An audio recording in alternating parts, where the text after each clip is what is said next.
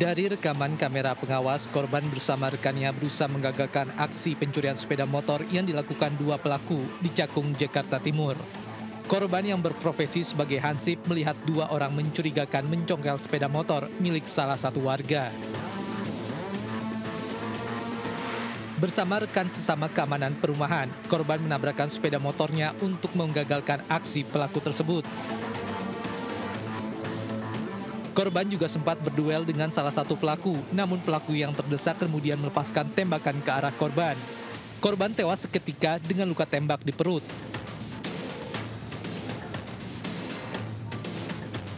Sebelum penembakan terjadi, dua pelaku berboncengan motor sempat terekam kamera pengawas, berkeliling mencari mangsanya sekitar pukul 3:30 pagi. Pelaku mengitari area permukiman dan memantau situasi sepi hingga berhenti di satu gang dan berupaya mencuri motor warga yang terparkir di depan rumah. Namun aksi pelaku diketahui korban bersama rekannya.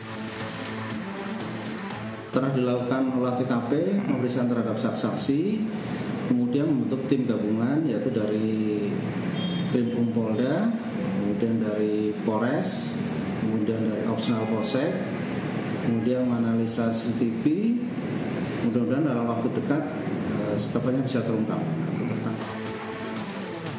Kasus penembakan kini ditangani petugas kepolisian sektor Cakung, Polres Metro Jakarta Timur.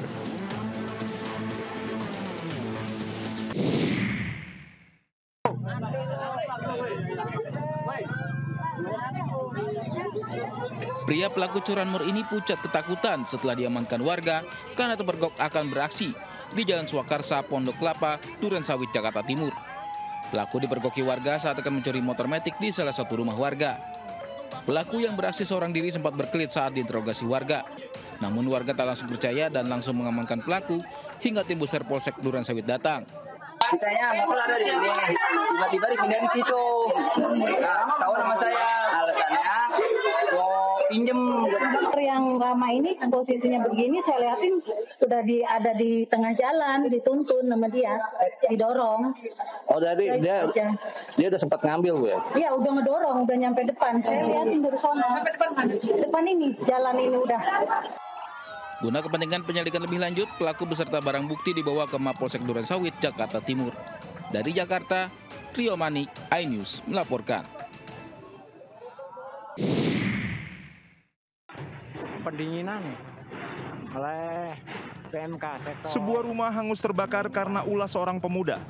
Pria yang bernama Agus diduga depresi dan nekat membakar rumah orang tuanya yang terletak di Jalan Kalialang Baru, Gunung Pati, Semarang, Jawa Tengah. Saat kebakaran diketahui adik iparnya dan sontak meminta pertolongan. Yang jelas pasti istri saya, cuma saya lagi tidur dibangunin istri saya. Terus bakar kan lu ya, gasnya meledak kayak gitu. Saya langsung mau ngamankan nggak bisa. Karena sudah terlanjur gula api kan, langsung saya telepon Pak Robinsa. Petugas pemadam yang datang langsung memadamkan api, namun nahas rumah sudah rata dengan tanah. Usai membakar, pelaku pun melarikan diri dan masih dalam pengejaran polisi. Sebabnya dia depresi, kadang marah-marah sendiri sehingga membakar. Ini sebenarnya dari kami ini mencari, kalau sudah ketahuan nanti akan kita rujuk ke RSC. Pelaku sudah 2 kali nekat membakar rumahnya sendiri. Alasan pelaku melakukan pembakaran karena depresi terlilit utang. Kini Polsek Gunung Pati Semarang menyelidiki kasus ini dan memburu pelaku.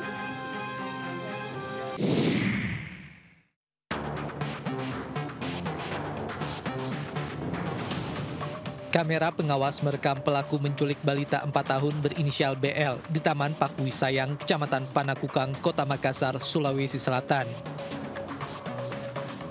Aparat gabungan dari Jatanras Polrestabes Makassar bersama unit Reskrim Polsek Panakukang berhasil meringkus komplotan penculikan anak berawal dari sang eksekutor di Jalan Abu Bakar Lambogo.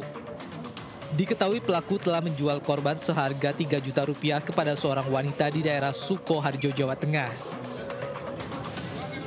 Itu anak-anak kau jual di mana? Sama siapa? Hah? Siapa namanya itu orang? Oke, orang namanya siapa? Berapa kau jualkan? 3 juta, Pak. Anaknya mana anak? Setelah menangkap pelaku, polisi kembali melakukan pengembangan dan kembali menemukan 2 sindikat lainnya. Hingga akhirnya menemukan korban di Kabupaten Merangin, Provinsi Jambi.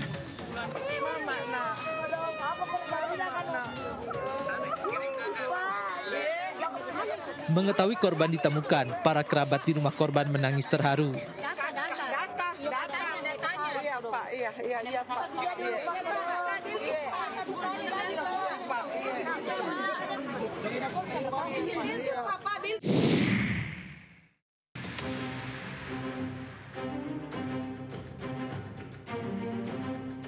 Remaja asal Baduy dalam Pandeglang, Banten terluka di lengan karena berusaha melawan saat menghadapi 4 pembegal.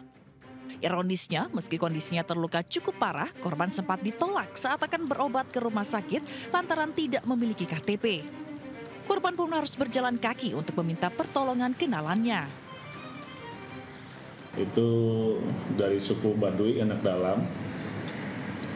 Jam 4.15 pagi, kemudian dia dihadang oleh 4 orang laki-laki menggunakan senjata tajam, terus kemudian diminta barang-barangnya dan uang yang ada padanya, kemudian sempat membela diri sehingga luka tangannya. Aksi pembegalan terjadi pada 2 November 2025 Minggu dini hari saat korban tengah berjalan kaki di Jalan Pramuka, Cempaka Putih, Jakarta Pusat. 10 botol madu asli Baduy, ponsel dan uang hasil penjualan sebesar 3 juta rupiah milik korban raib dibawa kabur pembegal. Dari Jakarta, Rani Sanjaya, iNews melaporkan.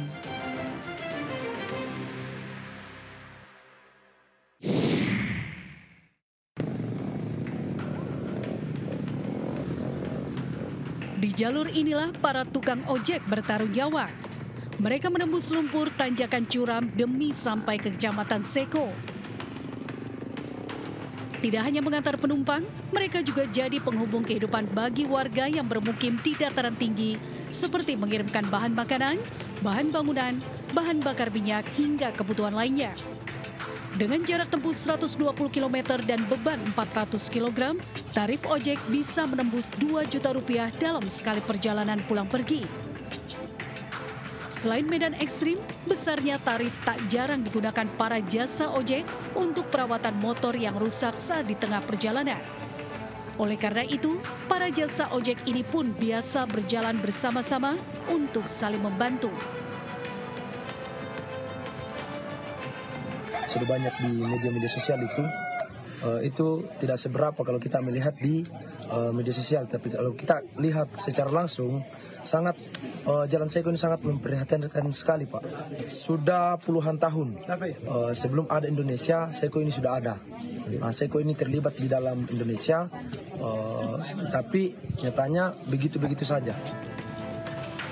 Di balik deru mesin dan lumpur, para jasa ojek ini telah berperan menjaga nadi kehidupan ribuan jiwa yang ada di 12 desa di pedalaman Luwu Utara.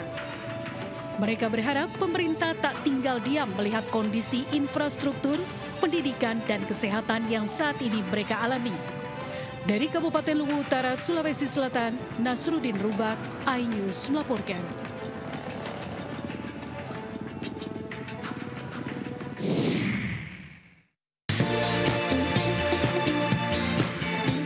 Jangan beranjak dulu pemirsa, Buletin iNews Malam kembali sesaat lagi.